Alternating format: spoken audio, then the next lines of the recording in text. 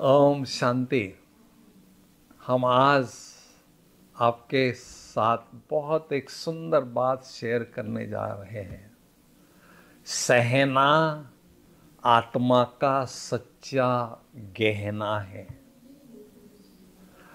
परमपिता परमात्मा शिव साजन हम सभी आत्माओं रूपी सजनियों का दिव्य गुणों के आभूषणों से श्रृंगार करते हैं।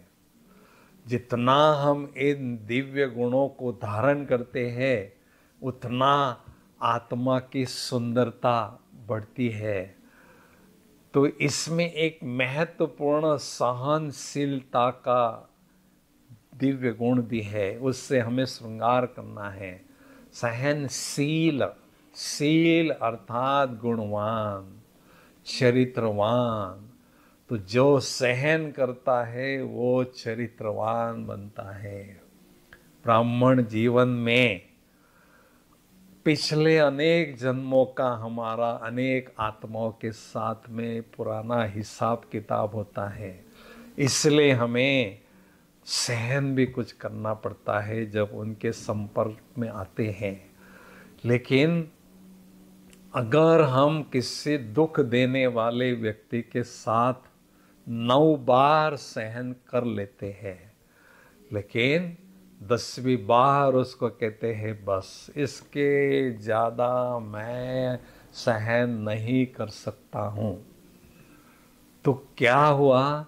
मजबूरी से हमने 9 बार तो सहन कर लिया, लेकिन 10वीं बार हमने धीरज को छोड़ दिया। तो परमात्मा से जो हमें सहनशीलता का मेडल, गुण का मेडल मिलने वाला है, वो तो नहीं मिलता है, वो रुक जाता है। इसलिए हमें अंत तक सहन करते जाना है। लेकिन ध्यान रखना, सहन करते समय उस व्यक्ति के प्रति हमारे मन में नेगेटिव संकल्प चलते हैं, व्यर्थ संकल्प चलते हैं, तो उससे क्या होता है? एक तरफ हिसाब किताब चुक्त होता है और दूसरे तरफ हिसाब किताब नया भी बनता है। संगम युग में हमें किसी के साथ नया हिसाब किताब नहीं बनाना है। इसलिए सहन करना ये सबसे अच्छी युक्ति है।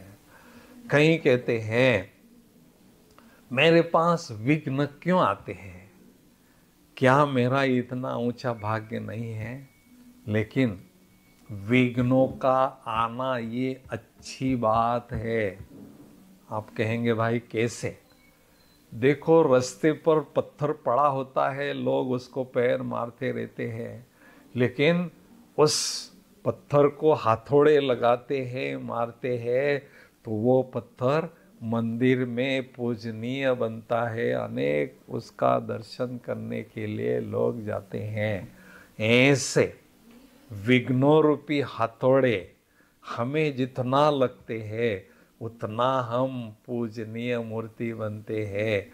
हमने देखा ब्रह्मा बाबा ने कितने विघ्नों को सहन किया और अचल अडोल रहे। महात्मा गांधी जी ने देखो, नेल्सन मंडेला जी को देखो, ये जितनी भी महान विभूतियाँ होकर गई है उन्होंने सहन किया। सहन करने का गुण उनके पास था। आप कहेंगे कितना सहन करेंगे? तो जितनी बड़ी महान विभूति उतनी ज़्यादा सहन शक्ति। अब कितनी महान विभूति बनना है आप अपने से पूछ लीजिए। तो सहन करना ही है हमें। और दूसरी बात, जो संगम युग में सहन करते हैं वो सतयुग में शहंशाह बनते हैं।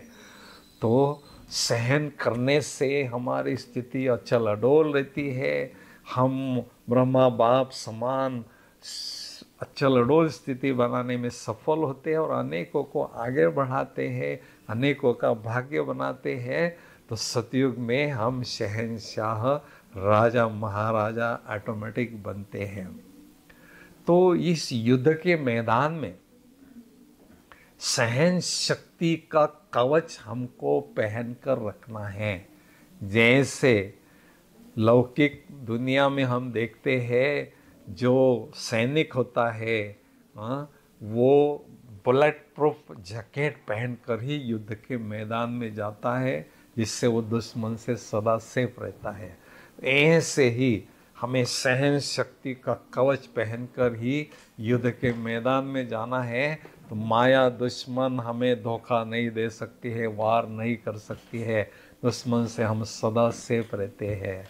इसलिए सहन शक्ति को अपनाना बहुत जरूरी है। तो ये सहन शक्ति का गहना हमें पहन कर रखना है, तो हम ये दिव्य गुण जीवन में धारण भी करते जाएं। दूसरों का ये दिव्य गुण का दान भी हम दे सकते हैं। बाबा कहते हैं ज्ञानियों की सेवा हम कैसे कर सकते हैं? दिव्य गुणों को सजाकर अपने चेहरे के द्वारा दूसरों को वो दिव्य गुण जीवन में धारण करने के लिए प्रेरणा देना, अर्थात दिव्य गुण का दान करते जाना। ऐसे ही हमें सहना आत्मा का सच्चा गहना है, उसको हमें सदा पहनकर रहना है। ओम शांति।